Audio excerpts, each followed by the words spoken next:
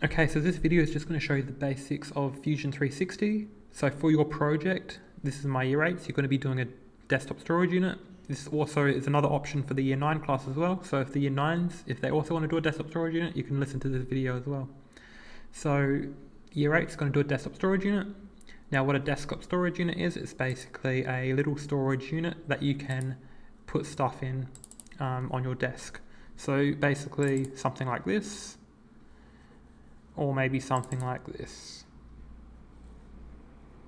So these are examples of desktop storage units. They're pretty simple to make, and I can explain the processes of how you would make something like this just in this video. So you can even see that I've even put my name on top of this.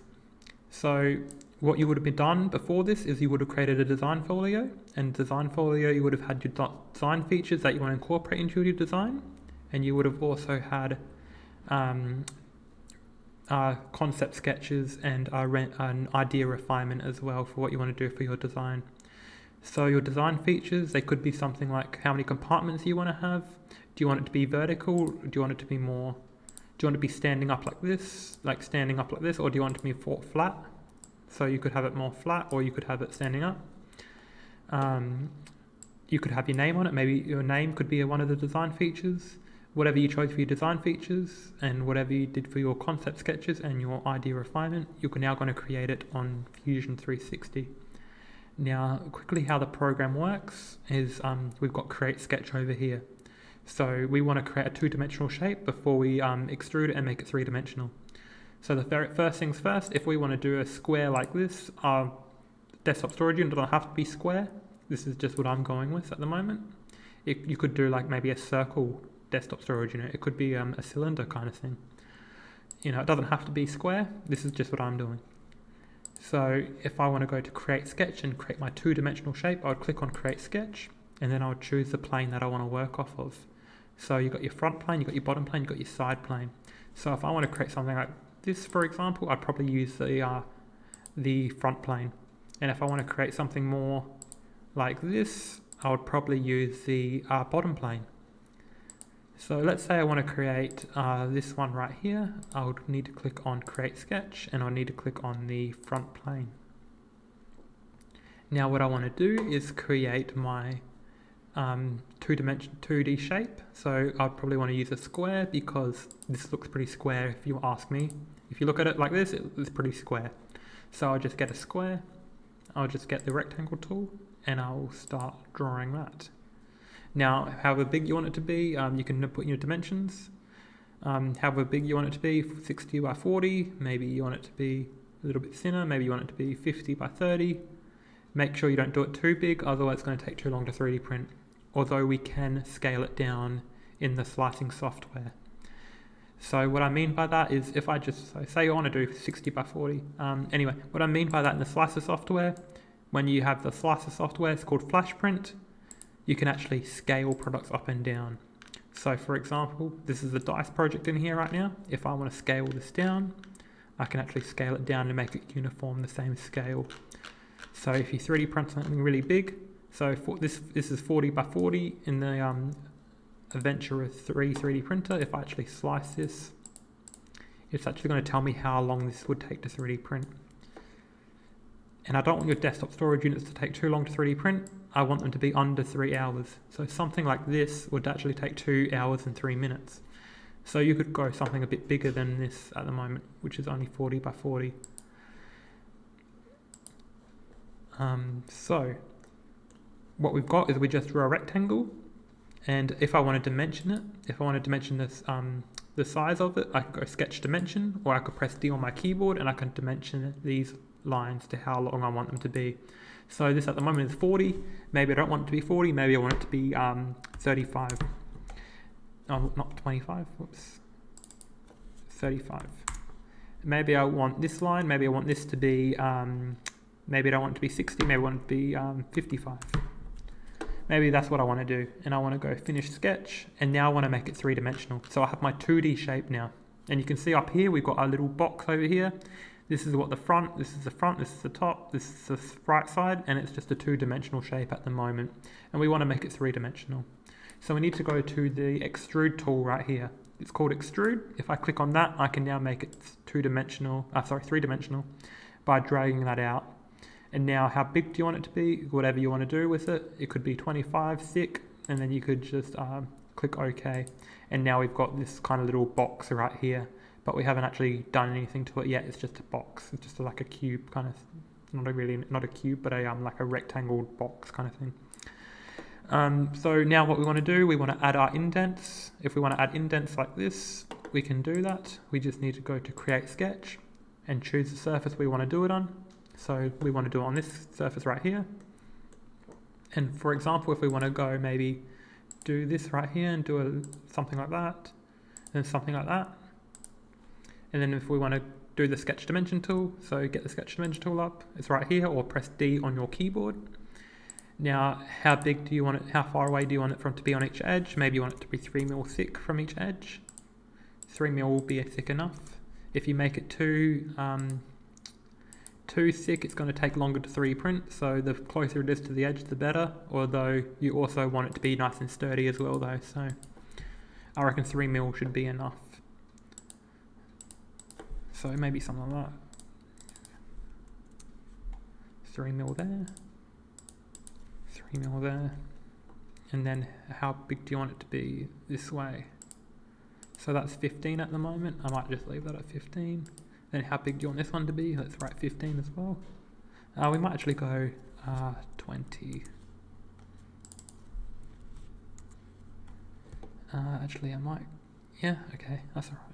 If I finish the sketch, finish sketch, and now I've got this here, and what I can do is go to extrude. Now we're not making it three-dimensional now, we're going to extrude cut it inside of the shape. So if I click on both of these, I can actually extrude cut inside. Instead of extruding out like that, I can actually extrude it inside the shape, just like this. And of course I don't want it to go all the way, unless you want it to go all the way, I mean you can do that. But I want mine to be more like a kind of little kind of cupboard kind of thing. So I don't want it to be going all the way. So what I would do is I would actually write in probably the measurement of negative 23 perhaps, no 22. So that will give me a 3 millimeter gap from the edge, like that. And now if I look at it, I've got a nice little compartments in here. And what I could do next is I could actually go create sketch. Maybe I want to do something in here. And I just want to create a little compartment in the top. If you wanted to do that, you could do that. And I could go that one there, that one there.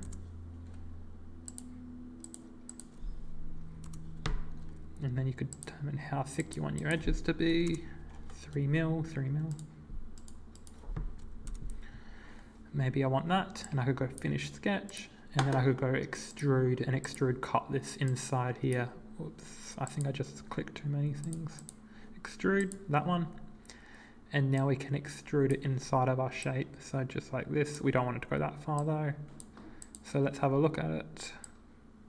-5, maybe -7, or -6 perhaps. Something like that. And now we've got a little compartment on the top as well. So that's how we do that. Now if you want to do text as well, you could do text.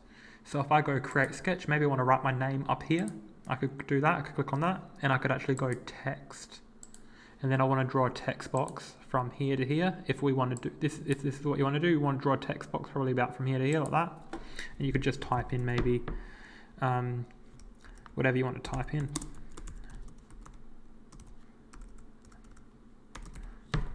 And then you'd probably want to change you probably want to scale down the font, so that would be too big. 5 is still too big apparently, so maybe if I go 4.5 perhaps, center it, I could center it. And I could change also the font as well. So we've got down here, we've got font, and you can make it whatever font you want. So maybe this font, although that's not liking my font, 3. Maybe I want to do that. Okay. I've got my text here, and what I want to do is finish the sketch. And then what I want to do is actually do something a bit different. It's called emboss. This tool called emboss here, if I click on that, and click on the text that I want to do it, and then click on the face. So it says sketch profiles, I clicked on my text, and then faces, I want to click on the face that I want to do it on, which is this front face right here. And now it's up to you if you want it to be, how far you want it to come out. You don't want it to come out too far, of course. So I look at it from the side, that's coming out pretty far at the moment. I just want it to be coming out a little bit.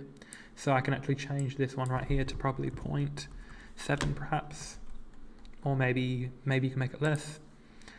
And I've got my name sticking out just like that. And now it has Mr. Osborne right there, like just like that. Oh, one more thing, filleting. I've got this fillet tool right here. If I click on that, I can actually fillet edges. So if I want to fillet some edges, I can click on all them edges that I want to fillet. So anything that I want to put a fillet on, so this is a rounded edge, or you could do a chamfer. You got fillet here, and you've also got chamfer as well. I'm doing the fillets at the moment. So if I did that, and then I wanted to perhaps write in my filaments, no, not my fillet. If I want to write in my fillet, so my dimension, so maybe 2mm fillet. That's going to raw my text a little bit though. A 1mm fillet. So it's probably a good idea to do this before you do the text, if you want to do a text. But you can just see when I do that, it actually says, you can actually see that there's a rounded edge on it now. You could also do that with your inside bits as well. And once you've finished your desktop storage unit, maybe this is you're happy with your design, you can click on File, and then Export, and you want to save it as a Fusion file, and you also want to save it as a STL file. Now the STL file is the one that we use to 3D print. So you would name it whatever you want to name it.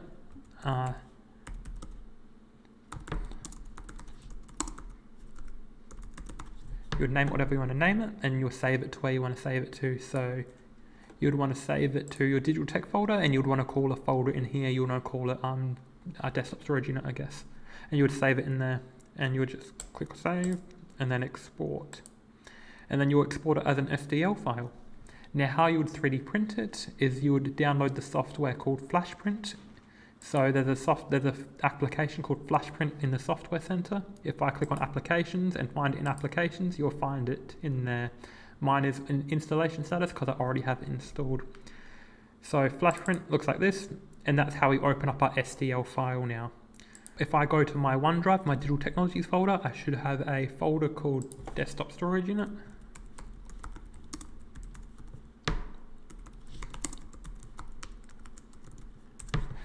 And everything should be saved into the desktop storage unit, just like that. And what we've got is my STL file in there. That's the STL file. If I now open that up, I can now open it up with FlashPrint. I can either, if it already opens with FlashPrint, don't worry about it, but you can, if it won't, you have to go open with, and then you choose another app and find the FlashPrint, which is right here, and always open STLs with FlashPrint, of course, as well. So mine's already going to open with it, so I don't need to do that. So if I open this up, this is what I've got. I've got this right here, and it's going to look like this. Now, we want to probably have it flat as well, because you want to most likely get it to 3D print from the bottom like that. So I don't want you to, so don't 3D print it like, let's see, don't 3D print it like this, because it's not going to 3D print as well if you had it like that. So make sure you 3D print it laying down like, not like that, like that. So that will 3D print a lot better like that.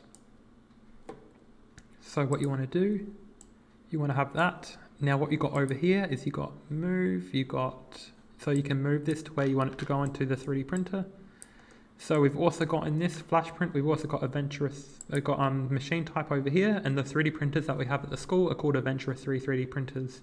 So we want to make sure it's on Adventure 3. I've got Adventure 4 at home. I might be printing some of these at home, so if I need to, I can do that. Although it just saves as the same file anyway, as long as it's, as long as I know what you want to do, I can just do that anyway. But anyway, Adventure 3 3D printers, move, so yes, you've got move over here, you can move it where you want to move it to in the 3D printer. You've got rotate, you can rotate it around. So if it's like this, you might just want to put it like this so it's laying down like that.